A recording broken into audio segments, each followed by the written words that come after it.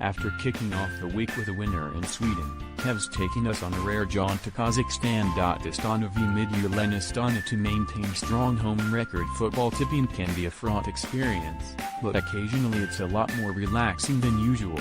Our boys Hammarby were 4-0 up against Dalkurd by halftime, and their eventual 4-1 victory comfortably covered the Asian handicap.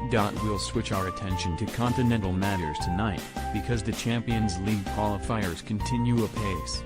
Tonight, Kazakh side Astana are up against Danish champions Midtjylland in the first leg. Astana did well to reach the last 32 of the Europa League last term, and although they had crashed out of the Champions League qualifiers that season to Celtic, they did at least manage a 4-3 win against the Scottish champions in the second leg of that tie.